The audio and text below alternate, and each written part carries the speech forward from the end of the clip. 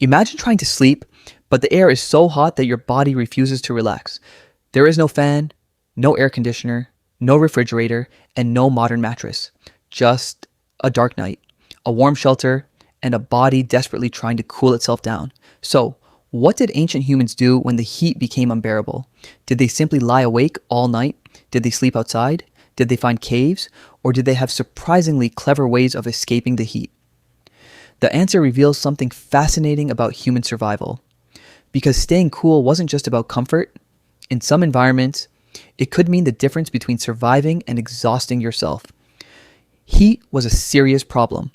For early humans living in hot environments, daytime could be extremely demanding. Walking, hunting, gathering food, carrying water, and constantly searching for shade. But the problem didn't always disappear when the sun went down. Some nights could remain warm for hours. And when the body is overheated, falling asleep becomes much harder. Today, we can simply turn on a fan or air conditioner. Ancient humans had none of that, so they had to work with what nature provided: shade, airflow, water, cooler ground, and carefully chosen places to sleep. They chose the right place. One of the simplest solutions was location. Ancient humans didn't have to sleep anywhere. They could choose places that naturally stayed cooler. Caves and rock shelters could provide shade during the day and protection at night. Trees could provide airflow and cover, and elevated or exposed locations could sometimes catch more wind. Even the ground itself mattered. Some surfaces could feel cooler than the air above them. So choosing where to sleep wasn't random.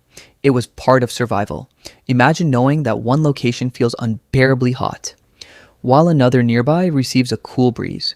Without thermometers, without weather apps, humans could learn these differences simply through experience and remember them. Water was more than something to drink. Water was obviously essential for survival, but in hot environments, it could also help with cooling.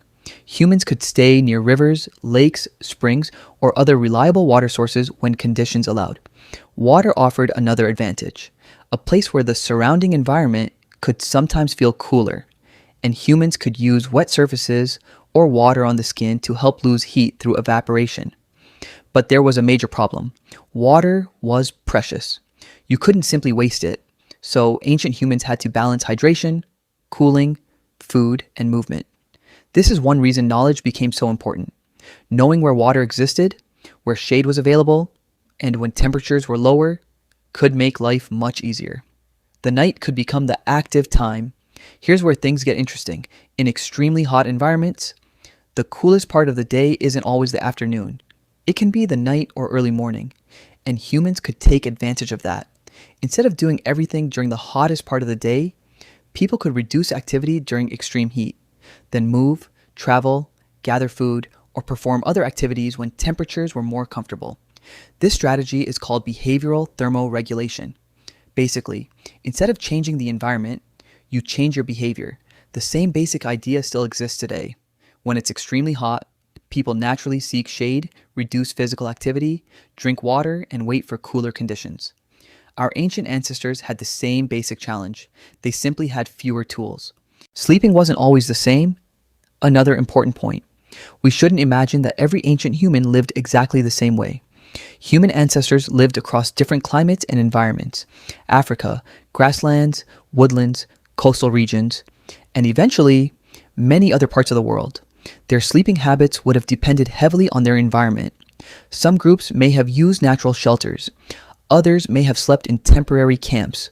Some may have changed sleeping locations depending on weather, predators, insects, and other dangers. And there's another fascinating possibility: sleeping patterns themselves could change. Instead of thinking about sleep as one identical block every night, human sleep may have been influenced by temperature, safety, social activity, and environmental conditions. The ancient world wasn't controlled by clocks. It was controlled by nature. Fire had a problem. But there was one technology ancient humans couldn't simply ignore: fire. Fire was incredibly useful. It provided light, helped with cooking, could offer warmth, and could help deter some animals. But in a hot environment, fire also produces heat, so humans had to balance its benefits with its cost. They could use fire when necessary and reduce or move away from it when cooling became more important. This is another example of ancient human intelligence. Survival wasn't always about having more technology. Sometimes, it was about knowing when not to use it. So, what did ancient humans do when it was too hot to sleep? They couldn't press a button and create cold air. Instead, they learned to work with the environment. They searched for shade, chose better sleeping locations, stayed near reliable water when possible, reduced activity during extreme heat, used cooler periods of the day, and passed environmental knowledge from one generation to the next.